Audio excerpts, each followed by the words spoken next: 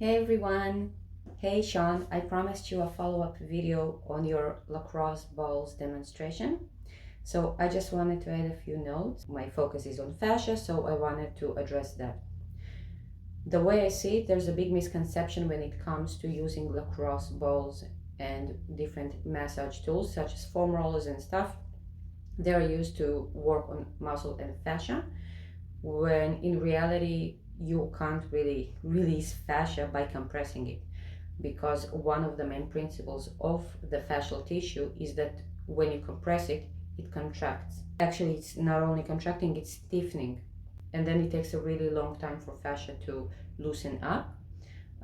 So it responds to pressure or to a heat quite fast. It would contract in seconds, but to release it, it takes usually weeks or months. But since fascia is not a standalone system, it's not a standalone tissue, that's why we call it myofascia. The fascia goes around all our muscles and then turns into tendons and then opens up again. Plus you have all the fibers that go through the muscles like a net. They affect each other. So when you release a muscle with a lacrosse ball or a foam roller, you do affect the whole myofascial train, myofascial line. Then if the origin of the tightness, of the shortening in a specific line, anatomical line, originates from a tight muscle, then by releasing that muscle, you are releasing the whole myofascial line and you are affecting the fascia in the whole line. But at the same time, in the compression point, in the contact area, you will compress and stiffen the fascia. And it does take other techniques to release it. So what do lacrosse balls do? They affect our nervous system. This is an input that our brain receives and reacts to it accordingly. We have different tools that we can use for that, as I mentioned, foam roller, lacrosse balls, different tools that we can use for compression, for localized pressure.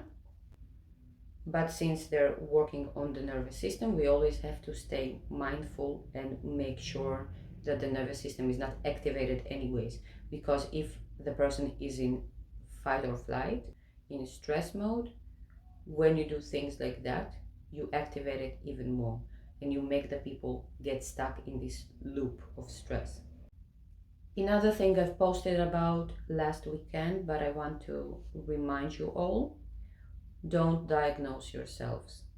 When it comes to all of those release techniques with balls and rollers and all of these other things, our tendency is to work on painful areas, and it's not the right thing to do.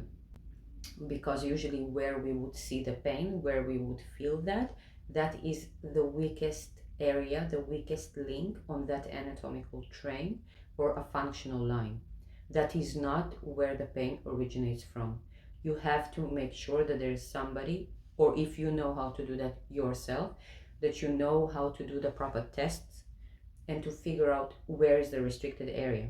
So let's say when Sean is demonstrating that he's working on his shoulder, when he's working on his leg, he knows that this is a short restricted area. So just don't go and push and press into painful areas, because you will weaken them even more and they will be a lot more painful the next day. If you have any questions, don't hesitate and contact me. And Sean, brother, I love what you're doing. Now go get yourselves a lacrosse ball, a proper diagnosis, and start working.